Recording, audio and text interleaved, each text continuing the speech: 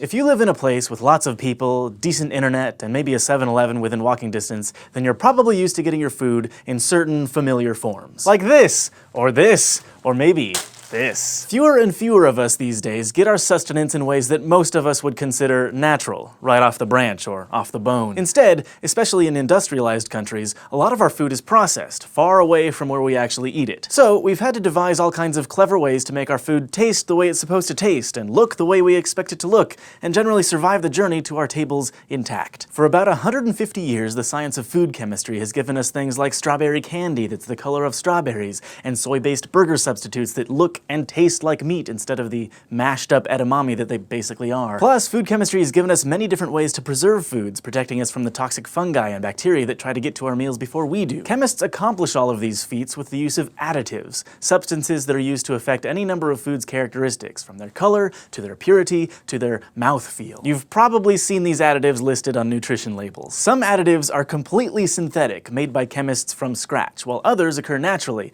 though you might be surprised by how they're grown and harvested. And maybe you're wary of having some of these compounds in your food, which is understandable since none of us really knows what this means. But for whatever it's worth to you, all of the 3,000 plus additives found in food in the US are listed by the Food and Drug Administration as GRAS, or generally recognized as safe. Now, the most common kinds of additives, artificial flavorings, are really their own branch of food science. In order to answer questions like why there's really no such thing as nacho cheese, or why grape-flavored stuff never actually tastes like grapes, we'd have to get into the chemistry of taste, how the chemical receptors in your nose and mouth work, and how we can fool them. But let's save that for another time. For now, a lot of how food tastes is informed by how it looks. So let's start with the most widely used food coloring in the world, red dye number 40, known in Europe as E129. People in the food industry like to refer to this particular compound as Allura Red, which makes it sound like some kind of sexy nail polish, but considering that this is its full chemical name, I can't say that I blame them. Red dye number 40 is actually made from petroleum, and it's a kind of synthetic azo dye, a compound that contains azo bonds, double bonds that form between two atoms of nitrogen. These bonds give the molecule a particular shape that reflects light from the orange to red part of the spectrum. But you might be thinking, there's a lot of food that's naturally red, like red cabbage and beets, so why not just use whatever makes those things red and put that in your strawberry candy? Well, those foods get their color from compounds called carotenoids, and they are sometimes used as food coloring. But carotenoids have a totally different structure than azo dyes do. They're basically long chains of carbon and hydrogen, and they break down pretty easily, especially when exposed to light and oxygen. So many food chemists use red dye number 40 because it's not only cheaper to make from scratch than it is to extract carotenoids from other food, but the color also lasts longer on the shelf. Now, whether your food looks like what it tastes like is one thing, but what about how it feels? The consistency of food is important. People don't usually want to eat cheese that's runny or chew on jerky that's hard as a rock, but consistency is one of the harder qualities of food to control. That's because the components of food products can often separate, like in salad dressings or sauces. And at other times, manufacturers want to avoid using certain ingredients like animal fat or egg yolk, usually to save some calories. So they need something to put in place of those ingredients to help hold the food together. And that is where stabilizers come in. Stabilizers are compounds that chemically imitate fats, carbohydrates, or proteins to create homogeneous mixtures of ingredients that otherwise wouldn't stay mixed. It's thanks to stabilizers that veggie burgers feel like hamburgers when you eat them, and why pasta sauces pour out of the jar as a single liquid instead of separate globs of oils, water, and vegetable puree. And two of the most common stabilizers are naturally occurring, though they're not from the sources that you might expect. Xanthan gum might sound like something you'd chew during algebra class, but it's not what the name suggests. Chewing gum, like other true gums, is derived from plants. But xanthan gum is produced by bacteria, which release it as a waste product during fermentation. Manufacturers basically farm the stuff by keeping a bunch of bacteria known as Xanthomonas campestris in an oxygen-free environment. As the germs respire, they secrete long, complex sugars called polysaccharides, which are then mixed with rubbing alcohol to get rid of the other waste. Then they're dried and ground into a fine powder. This powdered starch is great at stabilizing food because it easily adsorbs water.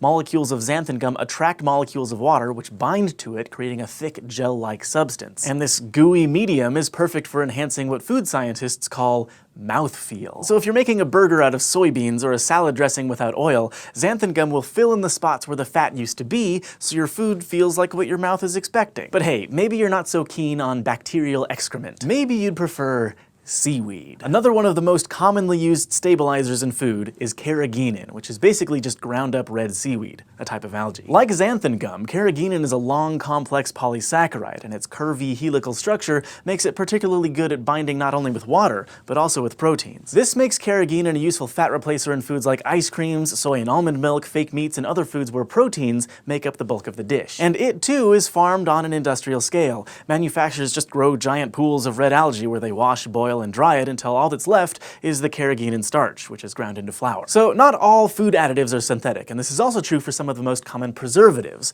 the chemicals that keep microbes and fungi from causing food to decay. For example, one of the most widely used preservatives is citric acid, the same stuff that makes lemons sour and oranges tangy. Citric acid is used to keep fruits from turning brown and canned foods from tasting canny, for the very same reason that it has a tart taste: its acidity. In fruits and vegetables, citric acid blocks the natural enzymes found in plant tissues that cause them to spoil. The enzyme phenolase, for example, is what makes a slice of apple turn brown. Phenolase uses oxygen in the air to create a brown pigment called melanin, which serves as sort of a protective coating over the apple's damaged tissue. But citric acid lowers the pH in that tissue, which makes the enzyme unable to function. And when phenolase is prevented from making a brown mush, fruits and vegetables can stay fresh longer, even if they've been sliced or if they get damaged during shipping. Citric acid also has the extra benefit of bonding easily with free-floating ions of metal, so it and other acids are often added to canned foods. That way, any stray atoms of metal from the can will bind to the citric acid and not to the food inside, a process known as chelation. So since citric acid occurs in lemons, oranges, and anything else citrusy,